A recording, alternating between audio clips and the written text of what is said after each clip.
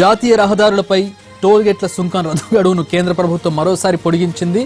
పెద్ద నోట్ల రద్దుతో టోల్ గేట్ల వద్ద చిల్లర సమస్య తలెత్తింది. దీంతో వేలాది వాహనాలు టోల్ గేట్ల వద్ద నిలిచిపోయాయి. కొన్ని చోట్ల వాహనదారులు సిబ్బందితో గొడవలకు కూడా దిగారు. దీంతో స్పందించిన కేంద్ర ప్రభుత్వం మొదట ఇవాళ అర్ధరాత్రి వరకు టోల్ గేట్ల వద్ద సుంకం వసూలు చేయరాదని ఉత్తర్వులు జారీ చేసింది. దీంతో సమస్యకు తాత్కాలికంగా తెరపడింది. అయితే వారం రోజులు అయినప్పటికీ దేశంలో చిల్లర సమస్య తీరకపోవడంతో కేంద్రం సుంకం రద్దు గడువును మరో 4 రోజుల పాటు పొడిగించింది. ఈ నెల 18 వరకు టోల్ గేట్ల వద్ద వసూలు చేయరాదని తాజాగా ఆదేశాలు ఇచ్చింది.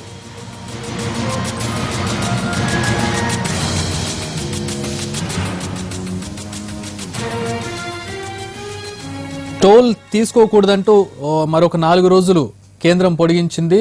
జాతీయ రహదారులపై టోల్ గేట్ల సుంకం రద్దు గడువును కేంద్ర ప్రభుత్వం మరోసారి పొడిగించింది. పెద్ద నోట్ల రద్దుతో టోల్ గేట్ల వద్ద చిల్లర సమస్య తలెత్తింది. దీంతో వేలాది వాహనాలు టోల్ గేట్ల వద్ద నిలిచిపోయాయి. వాహనదారులు తీవ్ర ఇబ్బందులు ఎదుర్కొన్నారు. కొన్ని చోట్ల వాహనదారులు సిబ్బందితో గొడవలకు కూడా దిగారు.